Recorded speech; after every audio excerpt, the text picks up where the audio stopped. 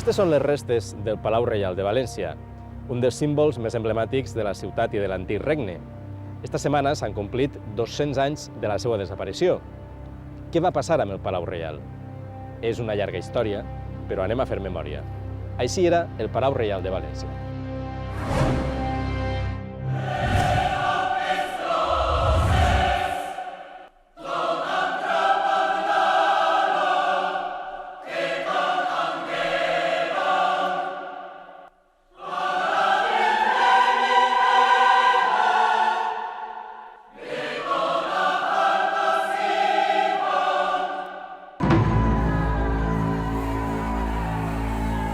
Març de 1810. València fa 2 anys que està en guerra contra les tropes franceses. Ha patit setges importants i cruels, però la ciutat no ha caigut a mans de l'invasor. El mariscal Suchet no pot vèncer la resistència valenciana i ajorna la conquista. És en este moment quan desapareix el Palau Reial. Per què? Per què es va assolar l'edifici més gran, emblemàtic i amb més segles d'història de València? Quins van ser els motius que van portar a prendre aquesta decisió? Van ser els soldats francesos?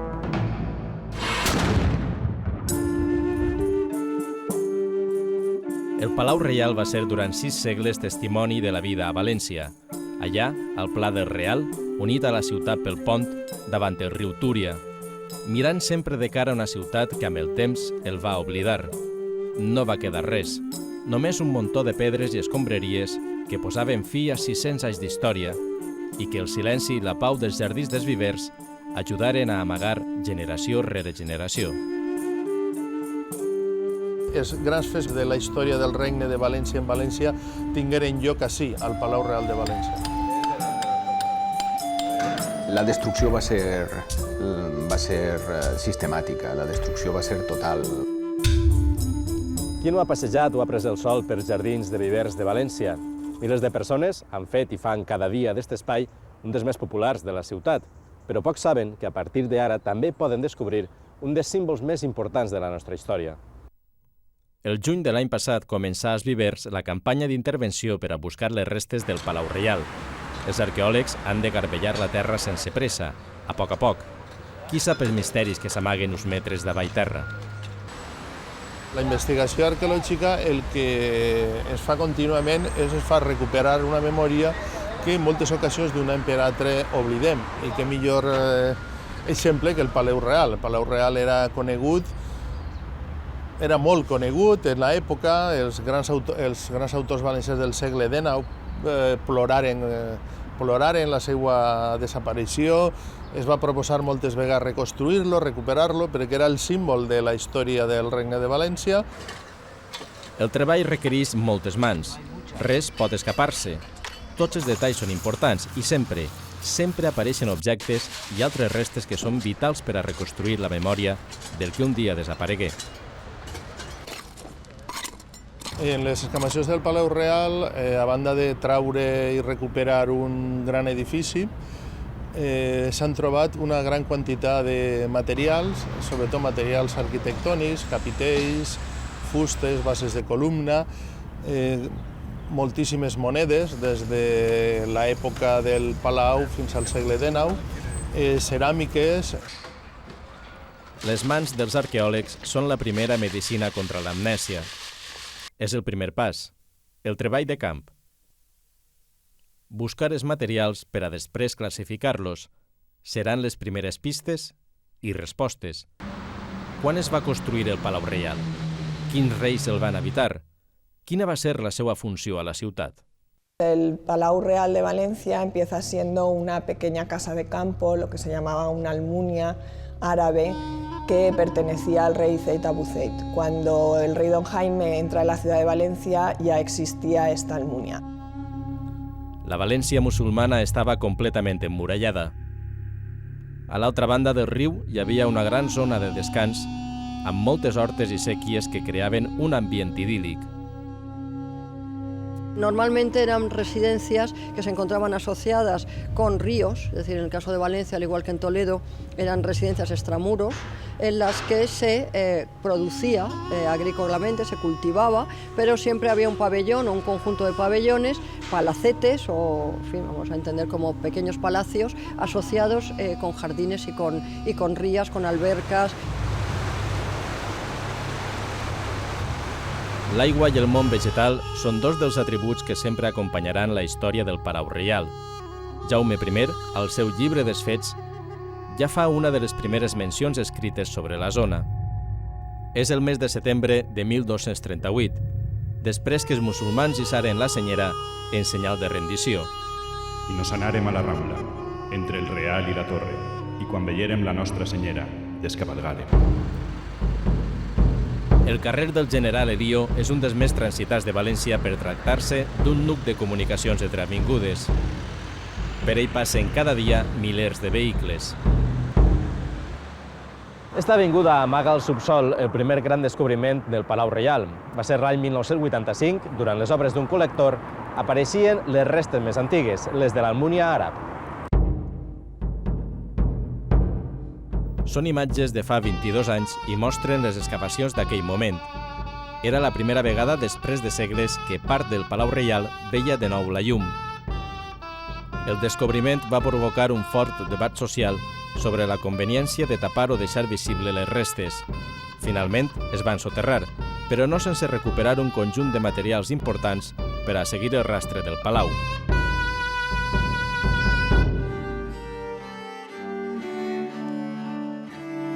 Fins a aquest moment, només en alguns mapes dels segles XVI i XVII es veia en claretat la presència del Palau Reial. Era una peça important de la geografia urbana i punt de referència per als viatgers. La següent troballa important, la que aportarà la imatge definitiva, tindrà lloc a milers de quilòmetres. A París, l'any 2004, el professor Josep Vicent Boira descobreix uns plànols inèdits a l'arxiu privat de Suchet, el mariscal francès que va prendre València.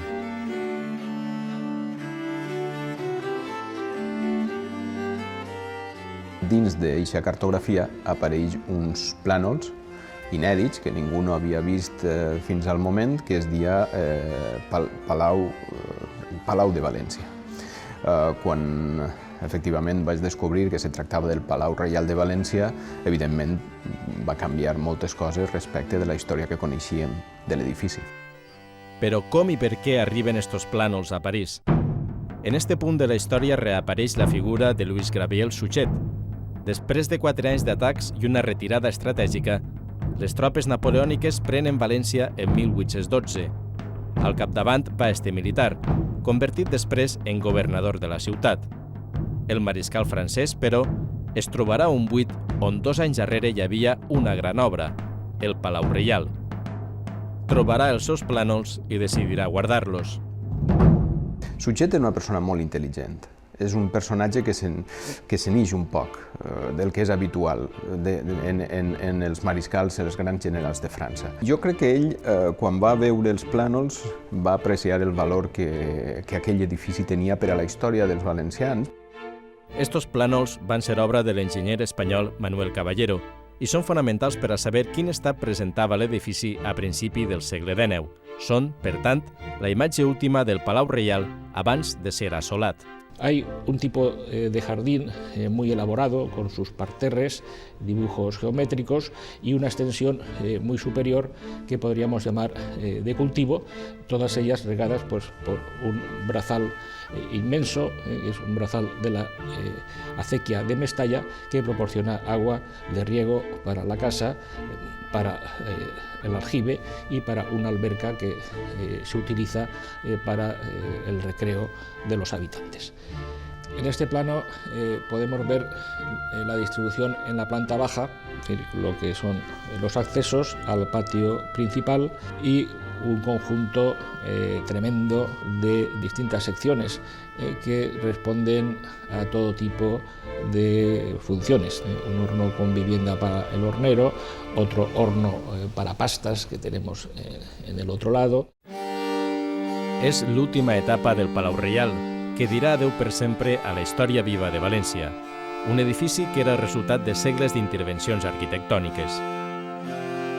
Una obra de 190 metros de fachada es una obra importantísima, que yo creo que, no sé si con la Ciudad de la Justicia se ha llegado a esa dimensión. Desde luego no la tiene la Tabacalera, por ejemplo, que ha sido un edificio de grandes dimensiones. Y lo que sí que está claro, que aquello realmente era una pequeña ciudad. Trobar els plànols ha sigut com tindre el manual d'instruccions de muntatge d'un mecanisme, d'un joguet o la fotografia d'un trencaclosques, que tu tens les peces però no saps com encaixar-les. La trobada dels plànols de Caballero permet avui en dia encaixar les peces i reconstruir-lo virtualment, de la terra de les excavacions a les pantalles dels ordinadors, un viatge del passat al present que obri els ulls de la memòria. Fem la reconstrucció de lo que són els plànols de Caballero. En aquesta època hem reconstruït el que són les façanes, la façana principal.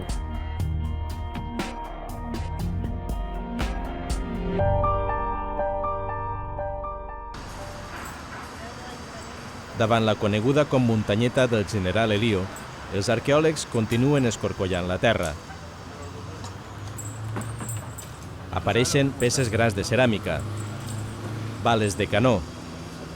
A poc es poden veure també les restes de la construcció. L'objectiu és treure la façana principal amb més de 100 metres de llarg. La recuperació del Palau Real es pot enfocar de moltes maneres.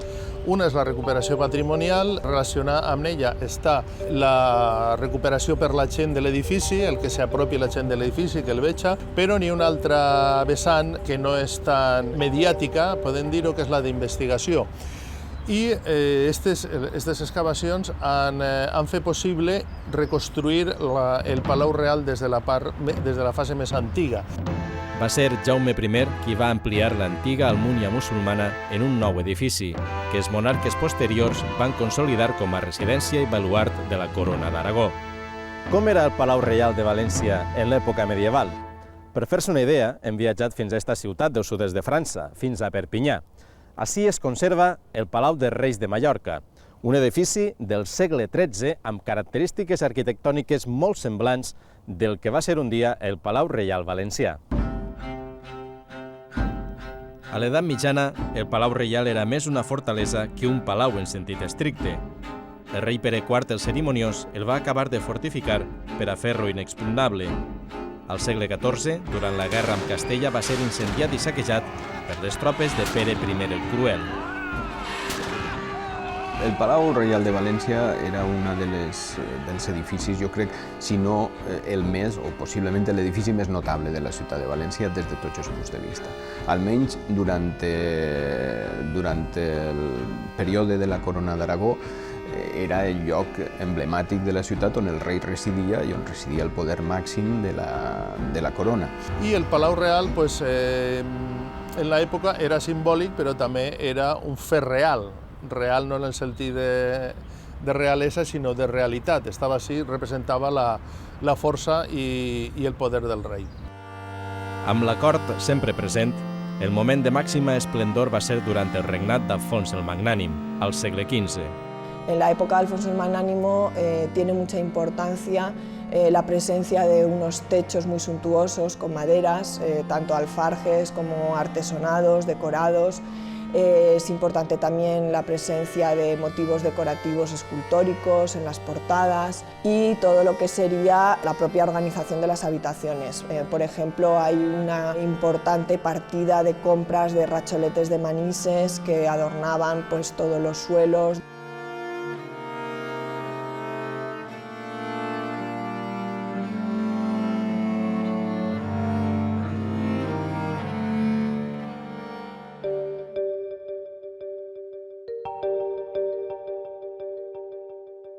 Tot el material trobat a les intervencions arqueològiques es reconstruïx i és catalogat per a la seva conservació.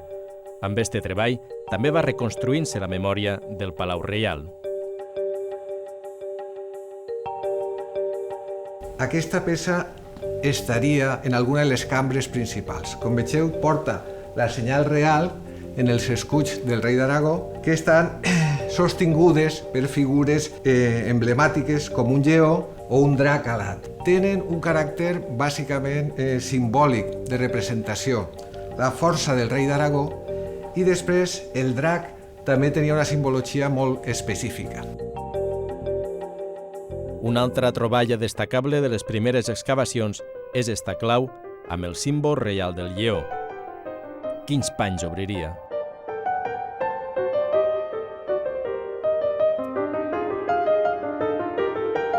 Són els trossos del passat que s'escampen per les taules i entre les mans dels investigadors. Als segles XVI i XVII es coneixia com el Palau de les 300 claus per les sales i habitacions que contenia. Totes les cròniques destacaven la seva majestuositat i ubicació, vora riu i rodejat de jardins que el convertien en un punt d'atenció dels visitants de la ciutat.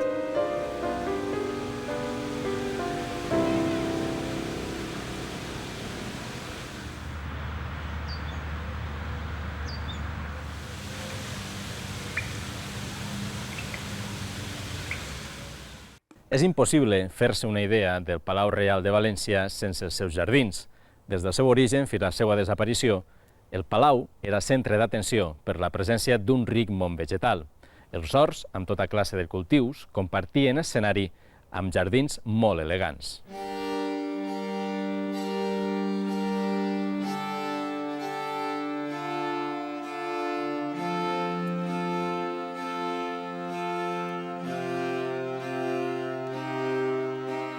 Había un gran huerto que se llamaba el Huerto del Viver. Este huerto estaba situado al norte, estaba asociado con una gran alberca que tenía 15 por 36 metros de dimensión, que en el centro había una pequeña jaula para cisnes, y luego en la parte del oeste aparecen otras dos piezas, un jardín pequeño, que era el jardín más elegante hecho a finales del siglo XVI, y luego otro jardín mayor que volcaba hacia la Rambla, que era un jardín cuatripartito, pero también interparcelado en cada parte, donde pues había muchísimos naranjos, había todo tipo de vegetación autóctona. En total, 15.000 metres quadrats de jardins i horts envoltats d'aigua i creant un espai lúdic extraordinari. És l'època ja dels reis i virreis de la Casa dels Àustria, un altre moment daurat protagonitzat per la cort del duc de Calàbria. Este quadre representa la boda celebrada entre Felip III i Margarida d'Àustria. Els cronistes no paraven d'escriure elogis sobre aquell edifici i el seu entorn. La ciutat de València, sobretot en determinats moments, estem parlant del segle XVII, del segle XVIII, aquell espai de la ciutat de València és com un gran escenari. És un escenari disposat per a la festa barroca i aleshores en aquest escenari una part era la ciutat de València, que estava a una part del riu, i l'altra part de l'escenari era el Palau Reial. El Palau, València i enmig el riu, un decorat natural que també ens deixà moments captivadors. Un d'ells va ser la naumàquia, un espectacle difícil de concebre en l'actualitat, però ple d'imaginació i que van posar en marxa les autoritats municipals el 1755. Aquella naumàquia va durar un parell de dies i va haver espectacles de tot tipus, espectacles de focs artificials, espectacles de música, grans barcasses que entraven en el riu, que s'havia omplit d'aigua per a que les barques pogueren navegar per aquella espècie de mar reconstruïda, barcasses plens de músics, focs d'artifici, un volcà que emetia llums de tot tipus, i després, efectivament, gràcies als mariners de l'Albufera i del Grau de València i del Cabanyal, una batalla naval que rememorava les victòries cristianes, lògicament, sobre els turcs i els altres enemics, diguem-ne. Saragossa, Barcelona, Mallorca, Nàpols, Perpinyà, totes les ciutats importants de l'antiga Corona d'Aragó mantenen i conserven els seus palaus reials, però València no. Per què va desaparèixer el Palau Reial de València? A on està la seva memòria?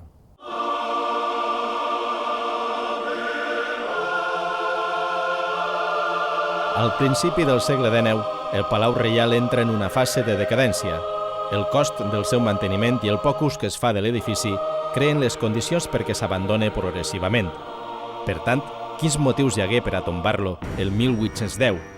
El seu final el marca la Guerra de la Independència contra els francesos, però no van ser les tropes invasores les que l'assolaren. Els mateixos valencians decidixen la seva destrucció i és la Junta Municipal de Defensa, presidida pel capità Josep Caro, la que ordena enderrocar el palau.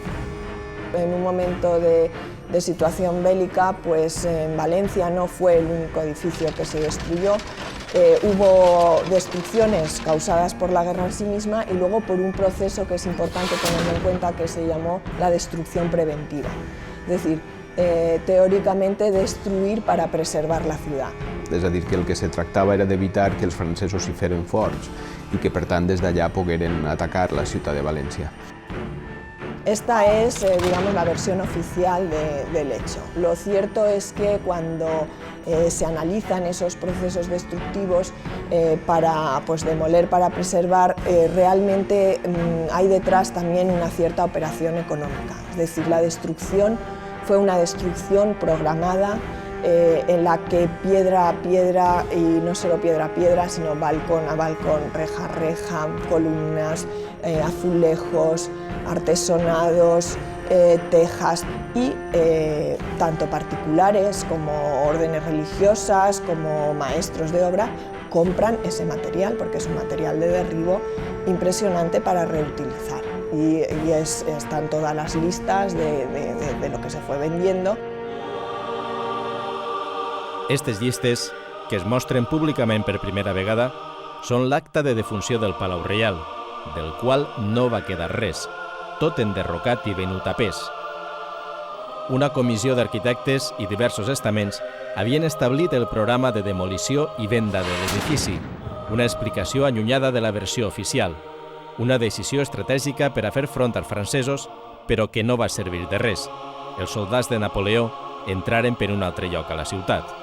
Jo crec que també és una manifestació, és un símbol de la pèrdua de valor, de la percepció, de la falta de percepció de que allò era un edifici important per a la història dels valencians. No cal oblidar que entràvem en un segle diferent, el segle de la revolució burgesa, el segle de les revolucions, efectivament, el segle d'un nou temps. I aleshores la percepció que aquell palau era una cosa del passat, que era un element de l'antigor, que era un element ja sense funció en la ciutat i en la nova societat que s'estava creant.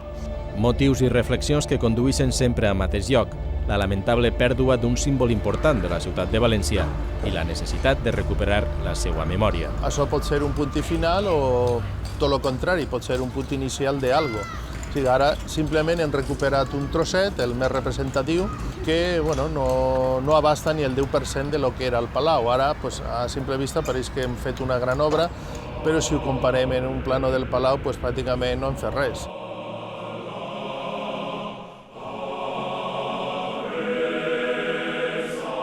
Musulmans, cristians, soldats, reis, poetes, pintors, els gremis de la ciutat, el riu Túria, tots van conèixer el Palau Reial fins que fa 200 anys va desaparèixer i el temps es va parar en este racó dels jardins dels vivers.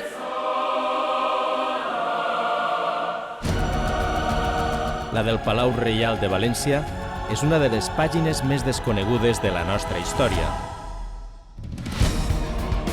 Ara podem començar a recuperar les ratlles que ha deixat la seva memòria.